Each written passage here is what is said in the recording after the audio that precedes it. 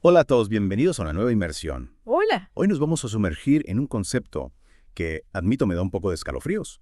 Ajá. La indocracia. Interesante. Imagina un sistema de poder que no se basa en la fuerza bruta, sino en manipulación directa de la conciencia colectiva. Wow. ¿Le suena a película de ciencia ficción? Un poco sí. Bueno, según Yang Wei-sun, autor del artículo De la tragedia al trance, esto podría estar sucediendo ya mismo. Sí, es un tema complejo y perturbador, sin duda. Kuna analiza cómo esta etnocracia se estaría manifestando en la política global. Ajá. Y usa como ejemplo el hipotético discurso de inauguración de Donald Trump en 2025, un regreso triunfal a la presidencia. Exacto, y lo que me impacta es que Sun no lo presenta como una teoría conspirativa, sino como un análisis de la realidad. Sí. Describe el discurso de Trump como un ritual de inducción hipnótica masiva. Exacto. ¿Cómo puede ser posible algo así en un evento tan público? Bueno, Sun desmenuza el discurso y revela una serie de estrategias que la verdad son bastante inquietantes. Pero antes de entrar en detalles, creo que es importante entender el contexto que Sun plantea. Dale, me parece bien. A ver, ¿qué nos dice sobre el panorama general? Sun argumenta que las plataformas digitales se han convertido en tecnologías hipnóticas que moldean nuestra percepción de la realidad. Ya. Ya no se trata solo de consumir información, sino de ser moldeados por ella. Es como si las redes sociales fueran una especie de Matrix, ¿no? Claro. Un mundo virtual que se nos presenta como real. Exacto. Y en este contexto, figuras como Trump, con su carisma y dominio del lenguaje, pueden utilizar estas plataformas para manipular la conciencia colectiva a gran escala. Ok, entiendo el contexto. Ahora sí me intriga saber cómo Sin analiza el discurso en sí. Dale. ¿Qué puntos destaca? Bueno, uno de los primeros elementos que Sun analiza es la manipulación del tiempo. A ver, Fíjense en la frase inicial del discurso. La edad de oro de Estados Unidos comienza ahora mismo. ¿qué tiene de especial esa frase? Hmm, A simple vista parece una declaración grandilocuente típica de Trump. exacto, pero Shun va más allá. Dice que esa frase no es solo una declaración, sino un acto performativo. Ah, Al decir ahora mismo, Trump busca comprimir el pasado, el presente y el futuro en un único instante, un ahora mesiánico. es decir, te arrastra a su realidad, a su No. línea temporal. Exacto. No hay espacio para la reflexión, para el análisis. Solo el presente inmediato y la promesa de un futuro glorioso. Exactamente.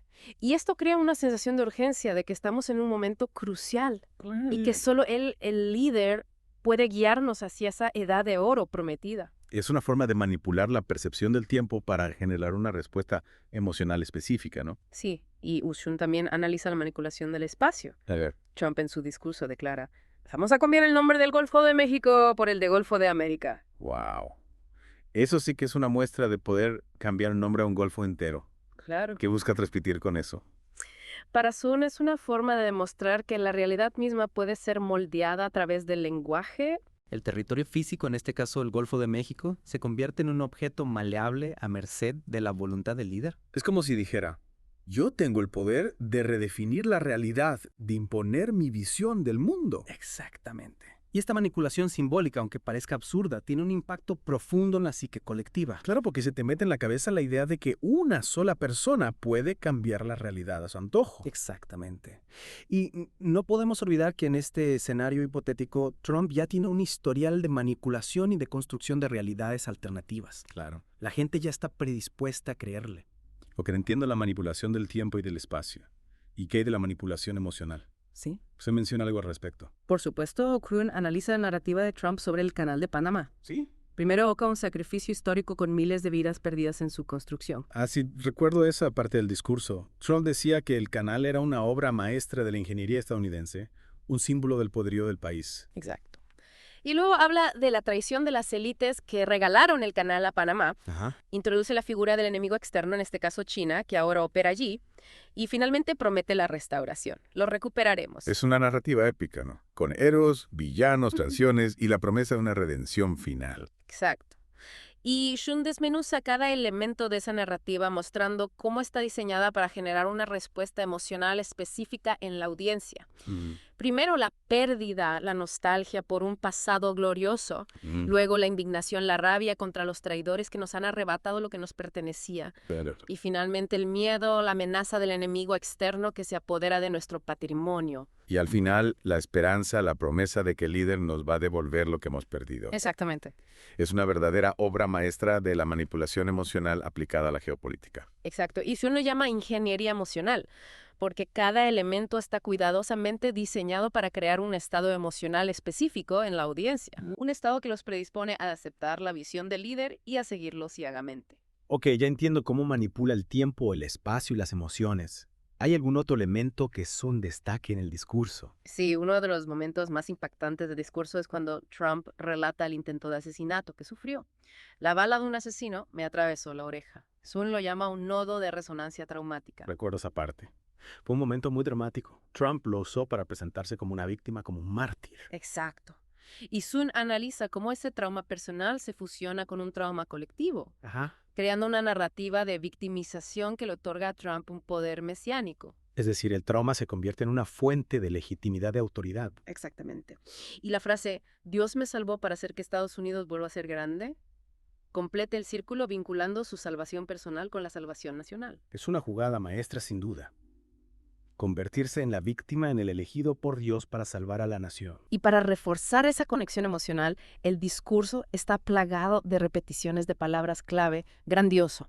Ganar nunca antes Estados Unidos. Claro, recuerdo eso. Las repetía una y otra vez como un martillo golpeando sobre un yunque. Exactamente. Y Shun argumenta que estas repeticiones tienen un efecto hipnótico que buscan impregnar la mente del público con esos conceptos, Ajá. asociarlos a la figura del líder y a la promesa de un futuro mejor. Es como si te estuviera lavando el cerebro, ¿no? Repitiendo las mismas frases una y otra vez hasta que se te quedan grabadas en la mente. Exacto. Y a esto se suma la constante sensación de peligro inminente a la idea de que estamos al borde del abismo, que solo él puede salvarnos de la catástrofe. Se recuerdo que habló de crisis, invasión, sucesos catastróficos. Era un discurso bastante apocalíptico, la verdad. Exactamente. Y esa sensación de peligro constante seguida de la promesa de una solución rápida y definitiva ¿Sí? genera un estado de tensión y expectativa en la audiencia. Los mantiene enganchados pendientes de cada palabra del líder. Es como una película de suspenso, ¿no? Te mantienen en vilo todo el tiempo esperando ver qué pasa al final. Exactamente. Y hablando final, hay una frase en el discurso que me llamó mucho la atención. En Estados Unidos, lo imposible es lo que mejor hacemos. Esa frase. A mí me pareció una bravuconada más típica de Trump. Sí, pero Sun le da una interpretación más profunda. Dice que es como si Trump estuviera admitiendo la irrealidad de sus promesas, Ajá. pero al mismo tiempo transformando esa imposibilidad en una muestra de poder. Es como decir, sé que lo que prometo es imposible, pero créanme de todos modos porque yo soy capaz de hacer lo imposible. Exactamente. Es una forma de desafiar la lógica, la razón y apelar a la fe ciega en el líder. Y esto para Sun es uno de los elementos más peligrosos de la hipnocracia. Porque te deja sin argumentos, ¿no? Si la lógica no funciona, si la razón no tiene cabida, ¿cómo se puede debatir? ¿Cómo se puede confrontar a alguien que opera en ese nivel de racionalidad? Esa es la pregunta que nos deja Kuhn al final de su análisis. Es una pregunta que nos interpela a todos, como ciudadanos, como pensadores, como seres humanos. Sí, es una pregunta que da para largo, sin duda. Y creo que vamos a necesitar más de una inversión para poder explorar todas las implicaciones de la hipnocracia. Totalmente de acuerdo. Retomando nuestra conversación sobre la hipnocracia, me parece fundamental lo que Shun plantea sobre la incapacidad de los progresistas para comprender este nuevo escenario que estamos analizando. Sí, me quedé pensando en eso. Mencionaste una jaula epistemológica, ¿verdad? La verdad es que me sonó algo bastante complejo. ¿Podrías explicarlo de forma más sencilla? Claro que sí. Shun argumenta que los progresistas en su lucha contra la desinformación y su afán por defender la verdad se han quedado atrapados en un modelo de pensamiento propio de la Ilustración, donde la razón y los datos objetivos son las herramientas principales. Pero en el mundo de la hipnocracia, esas herramientas ya no son suficientes. Es como si estuvieran intentando combatir un incendio con un vaso de agua, ¿no? Claro. Mientras el fuego de la manipulación emocional y las realidades alternativas se extiende sin control. Exactamente. Los progresistas siguen creyendo que basta con presentar evidencias y argumentos lógicos para convencer a la gente. Pero ignoran que la hipnocracia opera a un nivel mucho más profundo, apelando a las emociones, los miedos y las aspiraciones más arraigadas en el inconsciente colectivo. O sea, no se trata solo de desmentir las fake news o de corregir datos falsos. No, Hay que entender cómo se construyen esas narrativas, qué mecanismos emocionales activan y cómo se conectan con las creencias preexistentes de la gente. Exactamente. Y para eso se necesita una nueva forma de analizar la política, una que vaya más allá de la lógica formal y se adentre en el terreno de la psicología de masas, la semiótica, la mitología e incluso el arte. Es que al final la etnocracia es una forma de arte, ¿no? Un arte oscuro y manipulador, pero arte al fin.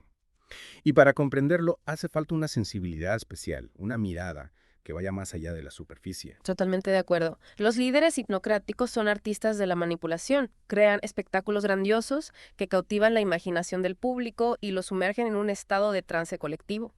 Para enfrentarlos necesitamos un ojo crítico que pueda discernir la realidad de la ficción, la verdad de la mentira. Pero ¿cómo se desarrolla esa lucidez dentro del trance? ¿Cómo despertamos a la gente de ese sueño hipnótico en el que parece estar sumida? Esa es la pregunta del millón. Y lamentablemente no hay una respuesta fácil. Kuhn habla de un nuevo arte de soñar lúcidamente en política, lo cual me parece una idea fascinante. Implica desarrollar la capacidad de reconocer que estamos dentro de un sueño, de una construcción artificial, pero sin perder la posibilidad de actuar dentro de ese sueño. Es como en la película Matrix, ¿no? Sí. Tomar la pastilla roja para ver la realidad tal como es, pero seguir luchando dentro del sistema para cambiarlo. Exactamente. No se trata de negar la realidad construida, sino de entender sus reglas, sus mecanismos, sus puntos débiles. Y a partir de ahí empezar a construir una contranarrativa, un contrarrelato que sea capaz de conectar con las emociones y las aspiraciones del público de una forma más auténtica y liberadora. Es un desafío enorme, sin duda. Pero creo que es la única forma de romper el hechizo de la hipnocracia y recuperar el control de nuestra propia conciencia. Coincido. Y un primer paso fundamental es tomar conciencia de que este fenómeno existe. Difundir el conocimiento, generar debate, despertar la curiosidad en otros. Como decía Carl Jung, hasta que no hagas consciente, el inconsciente dirigirá tu vida y tú le llamarás destino. Hablando de destino, Sun cierra su artículo con una frase bastante inquietante. Dice, Trump no ha vuelto simplemente a la presidencia, ha inaugurado formalmente un nuevo régimen de realidad. Bienvenidos a la era de la hipnocracia. Es una frase que nos deja pensando, ¿no? Como si estuviéramos presenciando el nacimiento de un nuevo orden mundial donde la manipulación de la conciencia se convierte en la principal herramienta de control. Y lo más preocupante es que esto no se limita a la política. La hipnocracia se está extendiendo a todos los ámbitos de la vida. La economía, la cultura, las relaciones personales. Vivimos en un mundo saturado de estímulos de información de imágenes que compiten por nuestra atención y moldean nuestra percepción de la realidad. Y en ese contexto, la capacidad de discernir, de pensar críticamente, de construir nuestro propio relato, se vuelve más importante que nunca. Si no lo hacemos, corremos el riesgo de convertirnos en títeres de un sistema que nos manipula sin que nos demos cuenta. Es una batalla por la libertad de nuestra mente, por nuestra capacidad de pensar y decidir por nosotros mismos. Y es una batalla que tenemos que librar todos los días en cada interacción, en cada decisión que tomamos. Totalmente.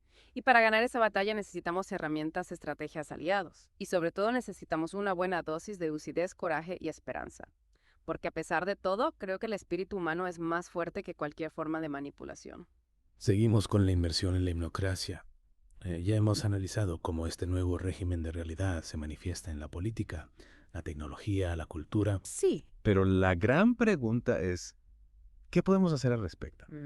¿Cómo podemos resistir a esta manipulación constante? Esa es la pregunta que todos nos hacemos y no hay una respuesta simple, pero creo que lo primero, como ya dijimos, es tomar conciencia de que este fenómeno existe. Claro. Abrir los ojos a la realidad de la hipnocracia, comprender sus mecanismos, sus estrategias. Es como si nos hubieran puesto unas gafas que distorsionan la realidad, ¿no? Sí. Y hasta que no nos damos cuenta de que las llevamos puestas, seguimos viendo el mundo a través de ese filtro. Ajá. El primer paso es sacarnos las gafas, por así decirlo. Exactamente. Empezar a ver con nuestros propios ojos. Y una vez que somos conscientes de la manipulación, podemos empezar a desarrollar estrategias para contrastarla. Claro. Coma propone cultivar una lucidez dentro del trance, una metáfora muy poderosa. ¿Y eso qué significa la práctica? ¿Cómo podemos ser lúcidos en un mundo que parece diseñado para mantenernos en un estado de somnolencia mental? Implica en primer lugar desarrollar un pensamiento crítico, cuestionar las narrativas que nos presentan, buscar información de diversas fuentes, contrastar las versiones, no aceptar nada como verdad absoluta, sin antes analizarlo con rigor. Es decir, convertirnos en detectives de la información. Exactamente. investigar, rastrear las fuentes, desmontar los argumentos, identificar las falacias, las manipulaciones emocionales, los sesgos. Exactamente. Y para eso necesitamos herramientas intelectuales como la lógica, la argumentación, el análisis crítico, pero también herramientas emocionales como la capacidad de autoobservación, la gestión de las emociones, la resiliencia frente a la manipulación. Porque la hipnocracia no solo ataca nuestra mente, sino también nuestras emociones. Claro. Nos bombardea con imágenes, sonidos, mensajes que buscan generar miedo, ira, euforia, desesperación, emociones que luego pueden ser utilizadas para controlarnos, para dirigir nuestro comportamiento. Por eso es tan importante aprender a gestionar nuestras emociones. No se trata de reprimirlas, sino de comprenderlas, de observarlas, de no dejarnos arrastrar por ellas sin antes preguntarnos ¿con qué me siento así? Claro. ¿Qué está provocando esta emoción en mí? ¿Quién se beneficia de que yo me sienta de esta manera? Es un trabajo interior, sin duda, pero creo que es fundamental para resistir a la manipulación externa. Si no somos dueños de nuestras propias emociones, seremos esclavos de quienes saben cómo manipularlas. Y además del trabajo individual, necesitamos una acción colectiva. Crear redes de apoyo, espacios de debate, plataformas de información independientes, compartir conocimientos, estrategias, experiencias. La lucha contra la hipnocracia no es una batalla que se pueda ganar en solitario. Es como una red de resistencia, ¿no? Múltiples nodos interconectados, compartiendo información, generando conciencia, construyendo una alternativa al sistema dominante. Exacto. Y esa red de resistencia debe estar tanto en el mundo físico como en el virtual. Necesitamos reapropiarnos de las plataformas digitales, utilizarlas para difundir información crítica, generar debate, conectar con personas que buscan lo mismo que nosotros. La verdad, la libertad, la autonomía. Es una batalla por la narrativa, por el control del relato. Y en esa batalla las redes sociales son un campo crucial. No podemos permitir que las plataformas digitales sean solo instrumentos de propaganda y manipulación. Debemos usarlas para construir una contranarrativa, un relato alternativo que despierte conciencias y movilice a la gente. Y en esa contranarrativa la esperanza es un elemento fundamental. No podemos caer en el pesimismo, en la resignación. Debemos mantener viva la llama de la posibilidad, la creencia de que un mundo mejor es posible, un mundo donde la manipulación y el control no sean la norma, sino la excepción. Un mundo donde la verdad, la justicia, la libertad, la solidaridad sean los valores que guíen nuestras acciones.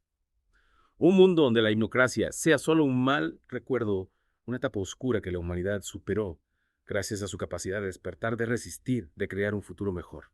Para terminar, me gustaría recordar una frase de Nelson Mandela que me parece muy inspiradora. Siempre parece imposible hasta que se hace. La lucha contra la hipnocracia puede parecer una tarea titánica, pero no olvidemos que el poder reside en la gente. Y cuando la gente despierta, cuando toma conciencia de su propia fuerza, ningún sistema de control puede resistirse a su voluntad. Gracias por escuchar Geopolítica, un podcast de Enrique Ureli. No olvides apoyar y compartir nuestro trabajo. Hasta la próxima.